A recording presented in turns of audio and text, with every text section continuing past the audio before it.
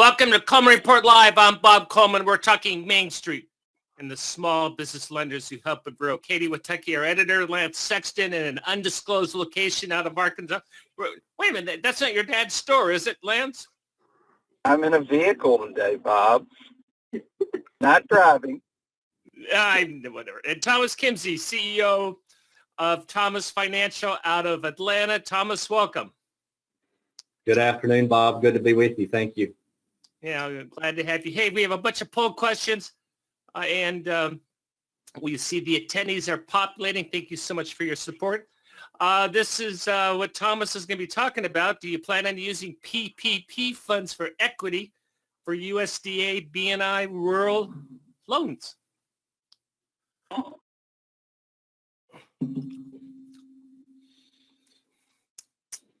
No. Thomas, I'll let you weigh in on this. Give us a little preview of what you're going to be talking about.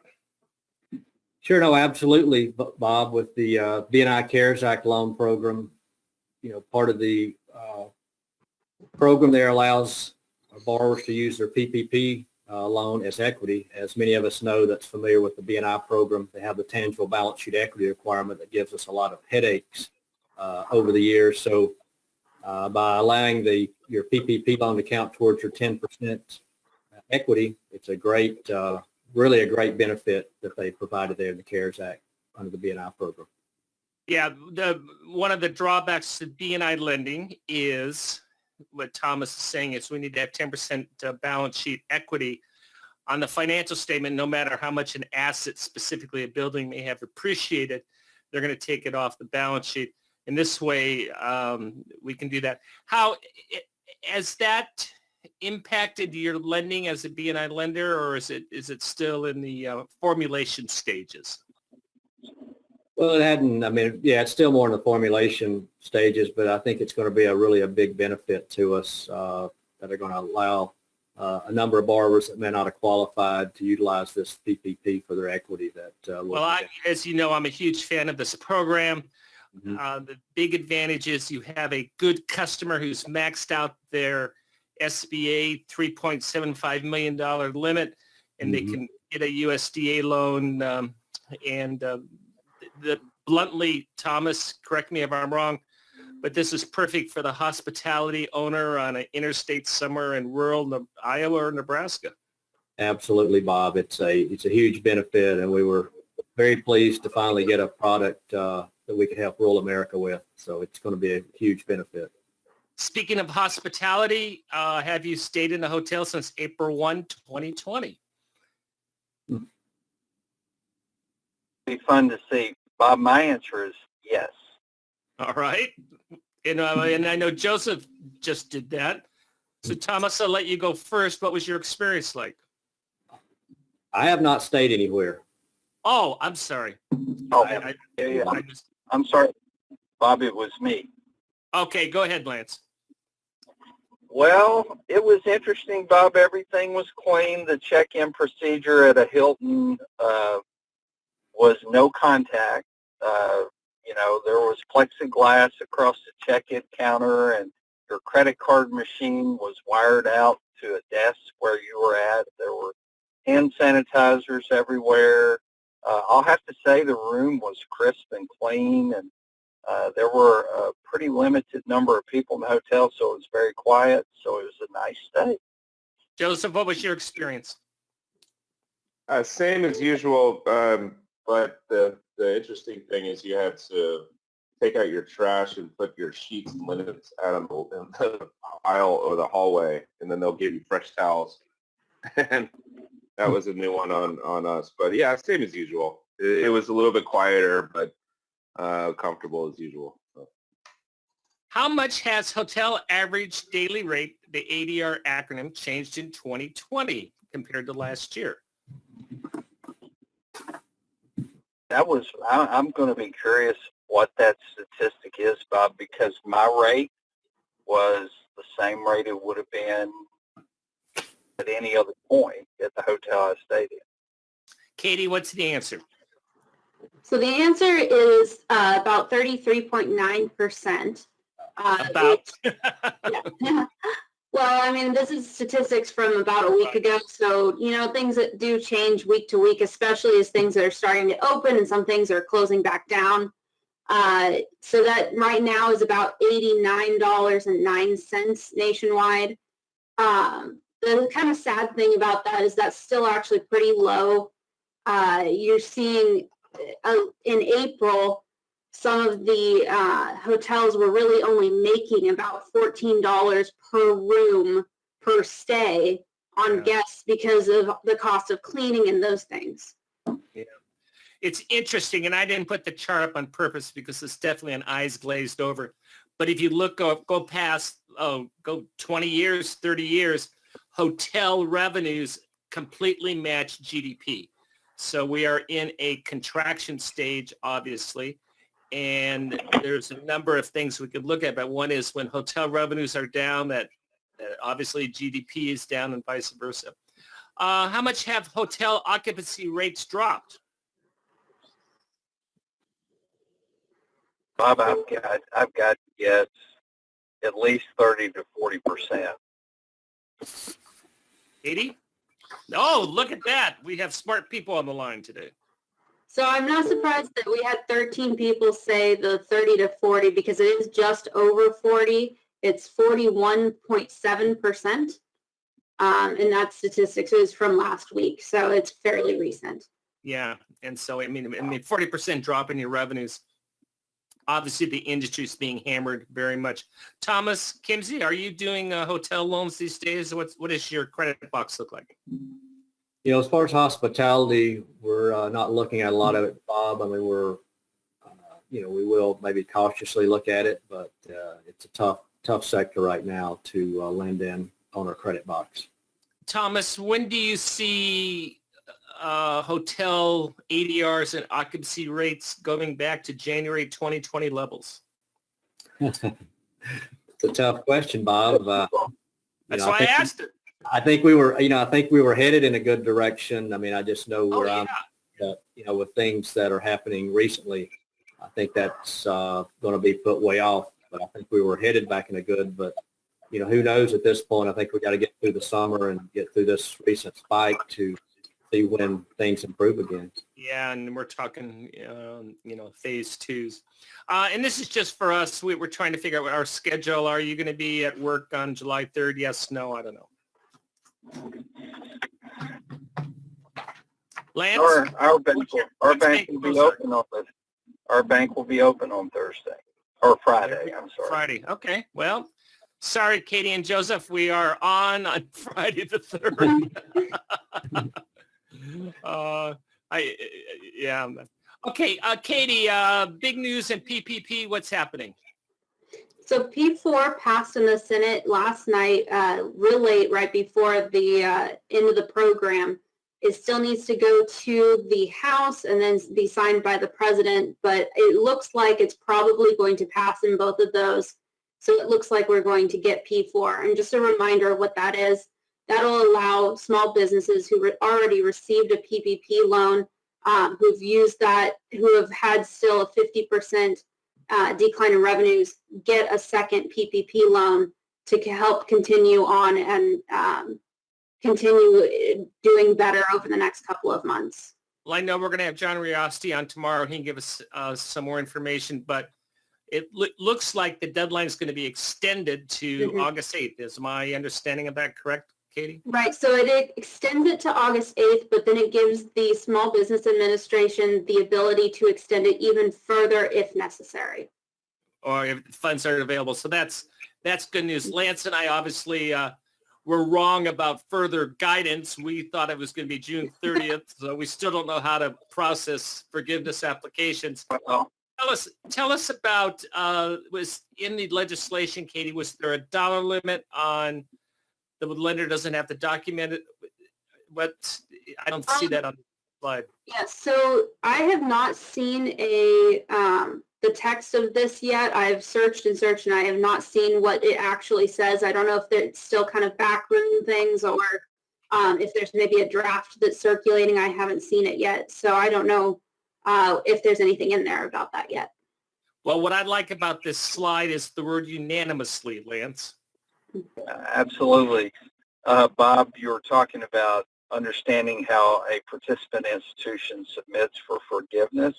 Got an email from SBA today saying, from one of my friends at SBA saying that's one thing that they're waiting on as well. And as soon as they know, we'll know. And but we're still waiting to understand how we submit forgiveness. And Bob and I thought June 30 would be the magic date, but it passed. And we still don't know. Hopefully, very, very soon. Well, we'll get an update for you tomorrow with John Riosty, our inside the Beltway analyst. We'll do that. Hey, Thomas, anything else you want to address about BNI lending using PPP funds? Go back 2 slides, Joseph. I just want to highlight that, There we go. again, the borrower can use their PPP loan as equity contribution if they don't meet the balance sheet equity. It's not tangible balance sheet, as so many of us know. That's a real clear distinction.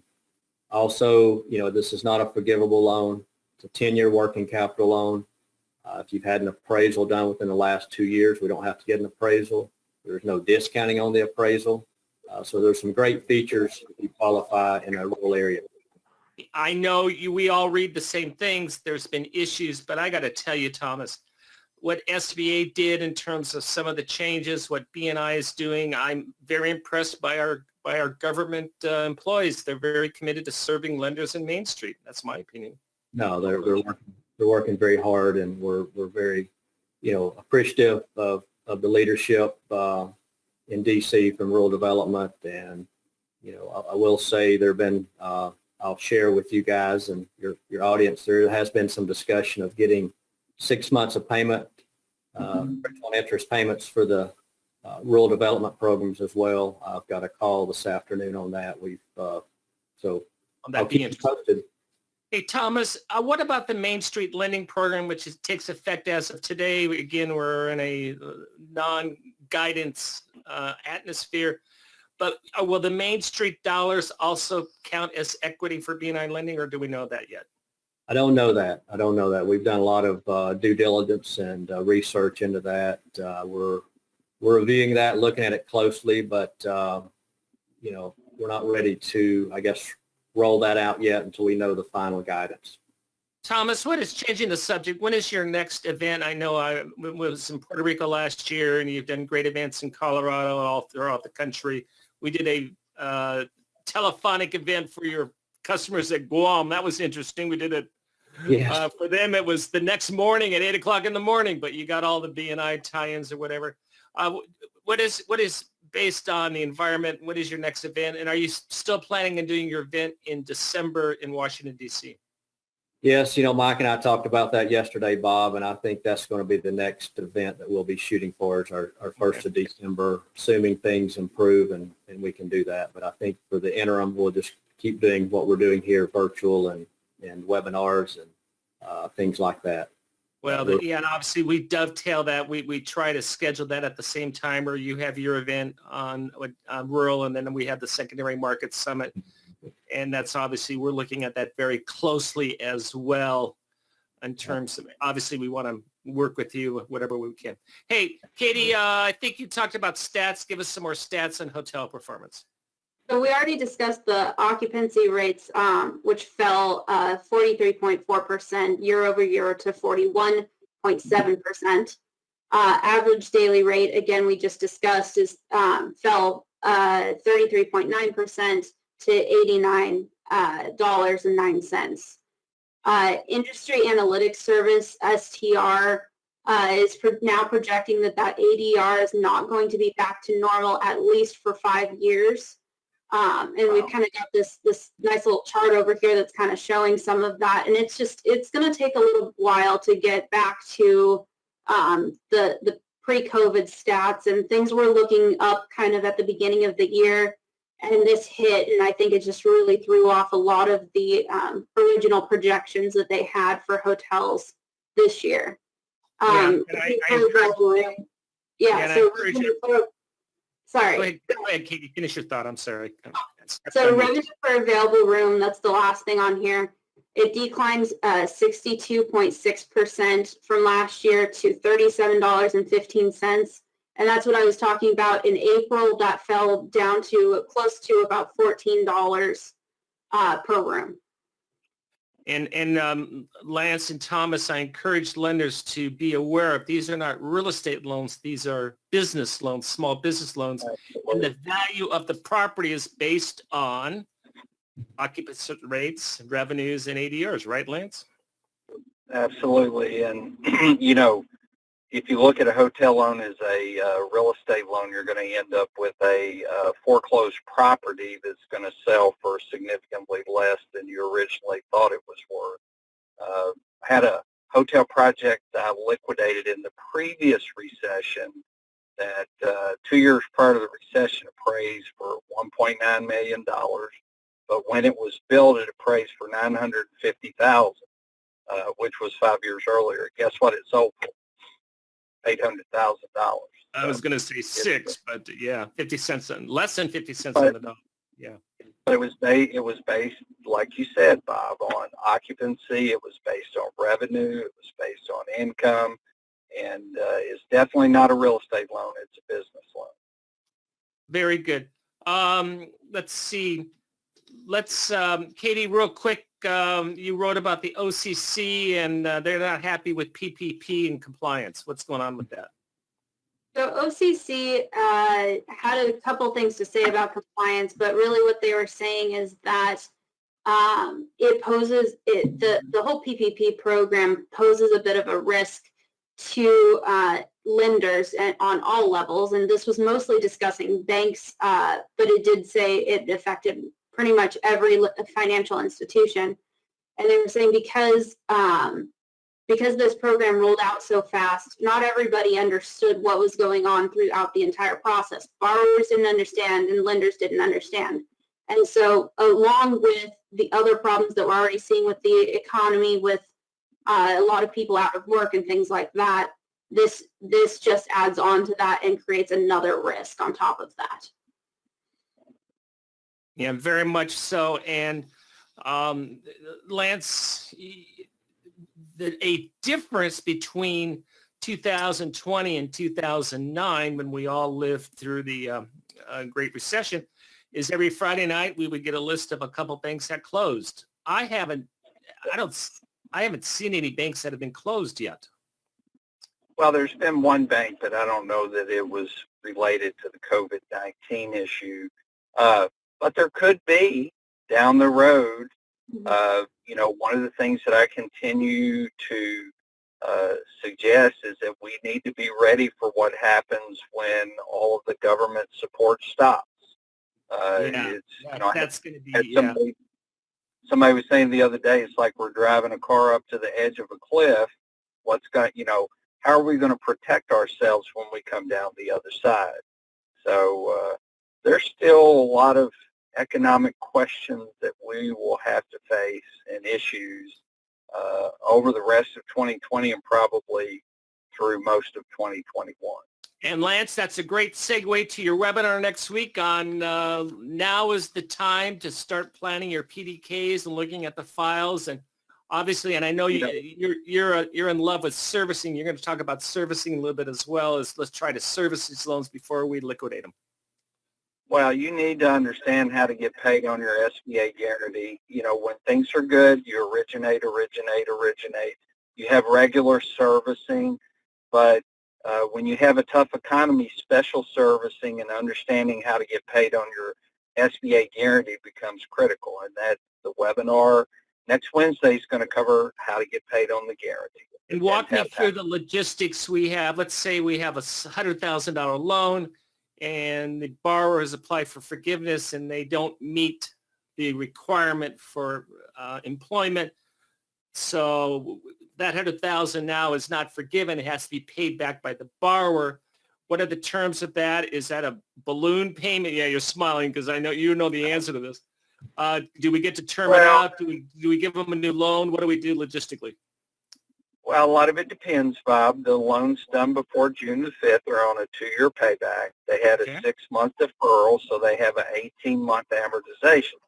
But the problem with that is all the people on the call probably were involved in PPP. Some of the payments that were generated as a result of these PPP loans, the businesses will never be able to cover. After June the 5th, they have a 5-year maturity, so it's going to have a longer payback. Those will have less, less stress and less of a need for modification.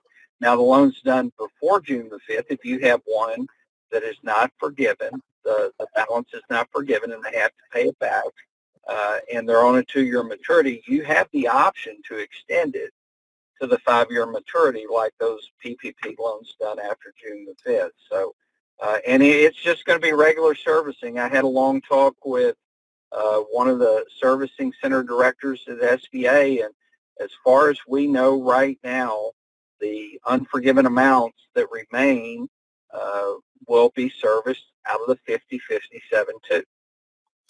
Except Lance, the big difference, no guarantee, no collateral. Lance and Thomas, your lenders, and I haven't seen the stats, so I'm going to put you on the hot seat. What percentage of these PPP loans will not be forgiven? Do you have a gut feel, either of you two? Yeah. Bob, I think a majority will be forgiven because I think it will create, and I think Congress, the Senate, and the House are working on and considering legislation to even further simplify forgiveness for those loans. And Katie and I talked about it. It's either under 350 or under 150, and we really need that to happen.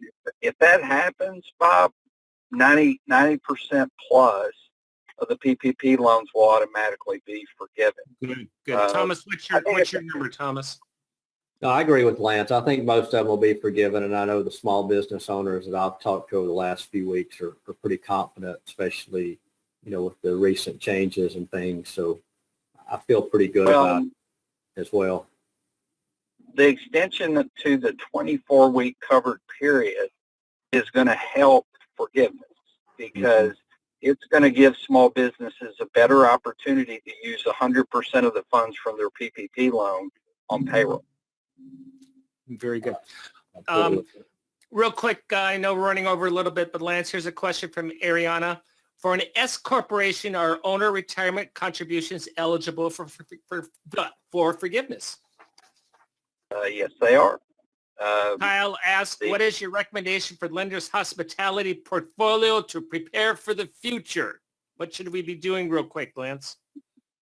First of all, I think site visit, make sure they're open. I think that's probably number one. Yeah, Bob, that's critical. I think that most banks or institutions have a policy on periodic site visits, but I think right now, if I had a hospitality portfolio, not all those NAICS codes, the 72s that got the special consideration in PPP, they all need site visits right now just to, A, are they open?